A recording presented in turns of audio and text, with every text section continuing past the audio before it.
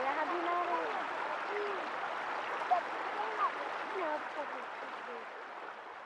200 साल की बात कर रहे हैं। पहला ये पटेल कास्ट का लोग होता है ना, वो ब्राह्मण, वो आभड़ सेठ रखते थे, इसलिए मंदिर नहीं जाते थे। शास्त्र को आधार मानने वाला होने के नाते मैं कट्टर हिंदू ब्राह्मण हूँ, छुआछूत जात पात मानता हूँ। अभी तो हमें हिंदू धर्म में है, लेकिन घर पे ही भगवान को मानते हैं, मंदिर पे नहीं। देखो वो जो दिव्य पुरुष है, वेद विराट पुरुष है, उसके मुख से ब्राह्मण पैदा हुआ, ठीक है, बाहु से क्षत्रिय, पेट से यहाँ ये जो स्थान है ना, यहाँ से वैश्य पैदा हुआ, पैरों से शूद्र पैदा हुआ। मैंने हिंदू धर्म का त्याग कर दिया है। मैं अब हिंदू नहीं हूँ और अछूत भी नहीं हूँ। मैं एक मुक्त मानव हूँ, एक आजाद इंसान जो इस हानिकारक समाज व्यवस्था का गुलाम नहीं। मंदिर में नहीं जाने देते थे। हमारा दादा था ना, वो मेरा पापा का पापा, वो भी भगवान को नहीं मानते थे और मंदिर नहीं जाते थे, इसलिए हम भी नहीं मंदिर जाते और मेरे पापा भी नहीं गए थे और हम भी नहीं गए। और ये अत्याचार हुआ तो भगवान को छोड़ दिया और बाबा साहब को ही मानते।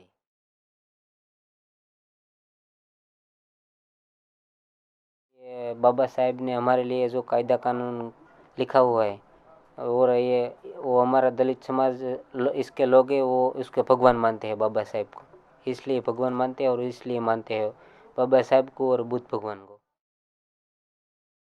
मैं सारे मनुष्यों को एक समान समझूंगा। हम भारत का संविधान जो है अशास्त्रीय है, हम इस संविधान को हम अपनी दुर्गति मानते हैं। मैं गौतम बुद्ध के धम्म का स्वीकार करूंगा और अपना पुराना धर्म छोड़ दूंगा, जो मनुष्य जाति की प्रगति में बाधक है और जो मनुष्य को घृणा की नजर से देखता है।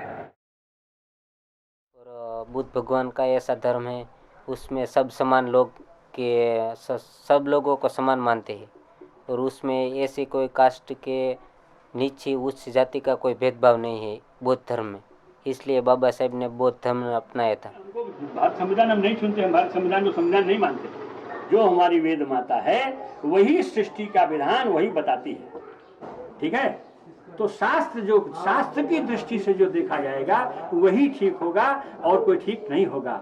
जात मेरे देश में सिर्फ जातीयता पालने का नहीं, उच्च नीच भावना पालने का भी है। मेरे देश में जब all arguments fail, caste is the only argument.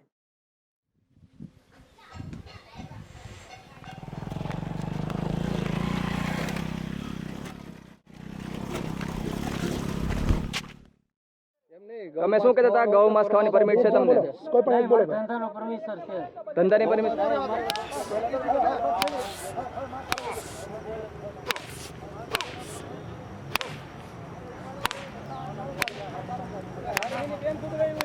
आजकल एक बहुत ही गंदी न्यूज चल रही है कि दलितों को पीटा जा रहा है गौ रक्षा के नाम पर। લોકો ગામડે ગામડેથી આવ્યા હતા, નાંદ્રક હતા, નેસડા, નાંદ્રક, પછી એ લોકો ભાછા, કાંધી, ઉમજ, પછી સામતેર, સનખડા, એ બધા એવું સિમ્બેરના, એની પાસે લોકો પાસે હથિયાર હતા, દંડા હતા પોલીસના, પછી પાઇપ હતા, લોખંડના પટ્ટી હતી, એવી ભૂંગળી હતી સાબકની, પછી ત્રિકમ ને પાવડા આવે ને એના હાથા આવે ને ઓલા તૈયાર પ્લાસ્ટિકના, એ હતા.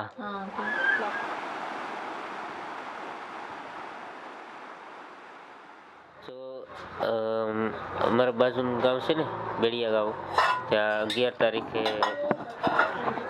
તારીખે ત્યાં 7 વાગે ફોન આવ્યો હતો કે અમારે બાજુ બેડિયા ગામમાં ગાય મારી નાખી છે સિંહે, તો તમે લઈ જાઓ. તો હું અને મારો ભાઈ મોટો વસરામભાઈ છે ને બંને સકડો રક્ષા લઈને ગયા.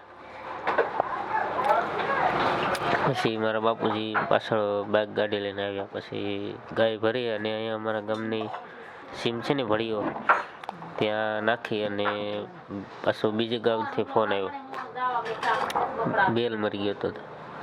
તો પાછું મારા મોટો ભાઈ વસરામભાઈ અને બેસરભાઈ અને અશોકભાઈ ત્રણે ભરવા ગયા. પછી તે ભરીને આવ્યા પછી પાછો ફોન આવ્યો તો બાજુનું ગામ મોતીસર ગામેથી. તો ત્યાં હું અને બેસરભાઈ ભરવા ગયા અને વસરામભાઈ અને અશોકભાઈ એ પેલી ગાયને બળદ હતો ને તેની ખાલ ઉછળતા હતા. તો અમે ગાય પાછા ભરીને આવ્યા ને તો ત્યારે એ ગાયને ઉતારી અને થોડુંક સાંભળું સીર્યું એટલે ગૌરક્ષકવાળા આવ્યા અને 4 व्हीलर લઈ. अगर मरे हुए गाय बैलों की खाल हम नहीं उतारेंगे तो जिंदे गाय बैल हमको काट कर ही चमड़ा हमें प्राप्त करना होगा. इसलिए मरे हुए गाय बैलों के खाल उतारना ये अर्थ व्यवस्था का एक हिस्सा है. इसलिए ये काम हमें करना होगा. ये सिर्फ एक बनी बनाई कहानी है जो वो लोग बनाकर क्रिएट करके इस तरह के वो लोग बयान देते हैं. बब्बर आता है, गाय के ऊपर हमला करता है, उसको मार देता है, उसके बाद में हम उसकी चमड़ी निकाल रहे थे. ये सिर्फ कहानी है. ત્યારે હું બે ધોકડવા ગામે હતો તો એ કૂવો બાંધવાના પૈસાનો હિસાબ કરવા ગયો હતો. તો એ પૈસા લેવા ગયો ત્યારે ફોન આવેલો એટલે એ અહીંયા મને એમ કીધું તમારા છોકરાઓને મારે છે કે બહારના માણસો. એટલે હું અહીંયાથી બેડિયા ગામે આવ્યો. બેડિયા ગામેથી જે ગાય ભરી હતી ને ત્યાં આપણા દલિત ભાઈઓ હતા ને એ દલિત ભાઈઓને મેં વાત કરી કે તમે ચાલો મારી હારે મારા દીકરાઓને મારે છે. तुम जैसे गलीज दलितों की वजह से आज जो देशभक्त है, जो धर्म भक्त है, जो गौ भक्त है, उन दलितों का नाम खराब हो रहा. मरे हुए गाय बैलों की खाल उतारने के कारण ही अगर अछूत मानते हैं तो ये काम छोड़ देना चाहिए.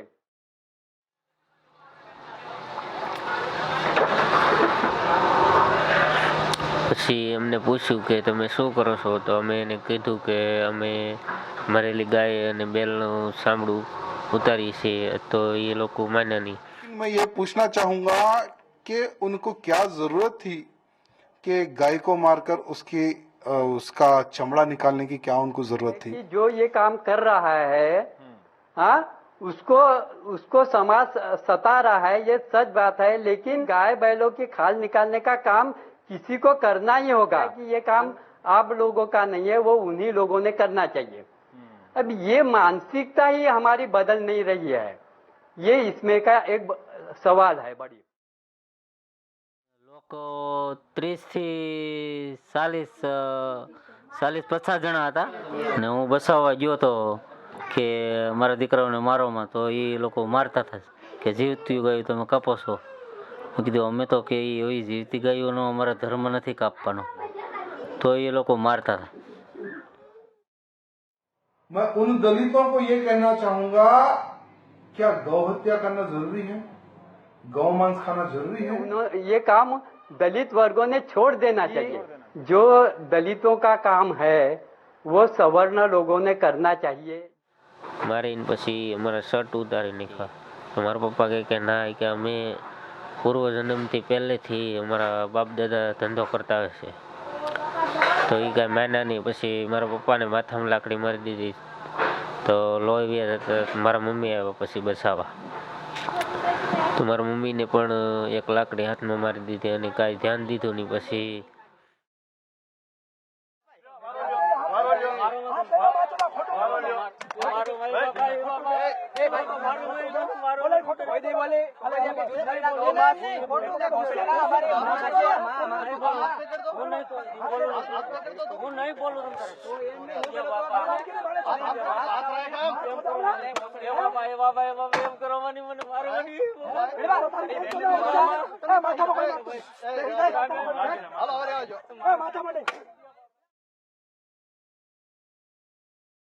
ગાયના માલિકને બોલાવ્યો તો ગાયના માલિકને પણ માર્યો હતો. આ ગાય છે એ તમારી માં છે ને એવું બોલો એમ. ગાયને અમને આમ પગે લગાડતા હતા ને એવું બોલતા હતા. ગાય તમારી માં છે એમ. और जितने भी गौरक्षक है मैं उन सबसे ये निवेदन करना चाहता हूं कि डरिए मत.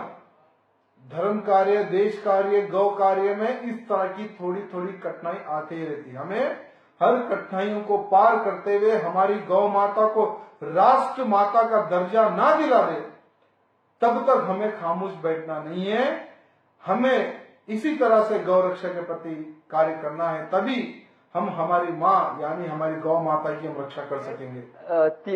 5000 बरस की जो व्यवस्था है, जाति व्यवस्था, वो एक रात में टूटेगी ऐसा तो मैं भी नहीं मानता हूँ।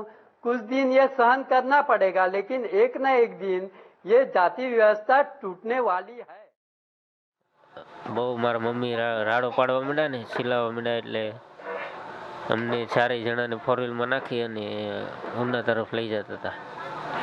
તો ત્યાં અહીંયા અમારા ગામની બાજુમાં સ્કૂલ છે ને, ત્યાં પોલીસની ગાડી સામી મળી અમને લઈ જતા હતા ને, ગૌરક્ષકવાળા ગાડીમાં બેસાડીને. તો પોલીસવાળાએ એને સામસામે વાત કરી.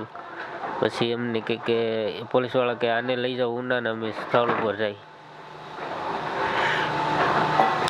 પછી અમને ઉના બસ સ્ટેશનની બાજુમાં લઈ ઉતારી અને ગાડીની પાછળ દોડેથી બાંધી અને બસાવવા તો એ લોકો આવતા હતા, બસાવવા વાળાને મારતા હતા. और सिर्फ एक इशू पर इतना हंगामा, मैं उन सभी से ये पूछना चाहूंगा कि कभी तुमने गौरक्षा के हित में क्या कभी तुमने बात की है? किसान और मजदूरों की राइट्स की बात करते हैं तो इसलिए हम दिल से बात करते हैं. सब ही मार रहे थे. एक आए, फिर दूसरा आए, फिर तीसरा आए, तो ऐसे मार रहे थे वो लोग. 2 घंटों तक वहाँ जगह पे मारा था. 1.5 કિલોમીટર એટલે આગળ મારતા મારતા લઈ ગયા. પોલીસ સ્ટેશનની અંદર પણ મારતા મારતા લઈ ગયા. इधर मारा था लोखंड का, इधर वहाँ मारा था, बहुत मारा था. खून निकल रहा था यहाँ से. हम लोगों का ये दलित आंदोलन आत्मसम्मान की लड़ाई है, स्वाभिमान की लड़ाई है, तो साथ साथ रोटी कपड़ा और मकान की भी लड़ाई है. यह जाति व्यवस्था अगर तोड़नी है तो सिर्फ जात पात तोड़ो और भारत जोड़ो का नारा लगाने से ये काम होने वाला नहीं है. और मैं दलित ही नहीं, मैं हर समाज के वर्ग को ये कहना चाहूंगा, दलित हो, यादव हो या क्षत्रिय हो या कोई भी हो, अगर गौ हत्या करेगा आने वाले समय में उसको हम इसी तरह से सबक सिखाएंगे.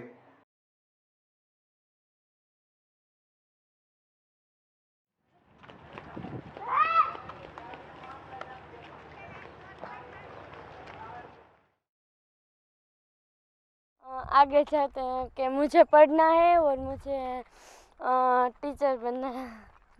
मैं आगे जाके मैं पढ़ूंगी. मुझे खेलना पसंद है. खेलने में कबड्डी, खो खो, पसी બીજું કઈ નહીં. મને નજ્જા નાવાનું બહુ ગમે છે. નજ્જા નાનું ગીત ગાના પસંદ है, बोल दे. ગીત ગાના પસંદ છે. ગીત ગાવાનું બહુ ગમે, કહી દે. ગીત ગાના બહુ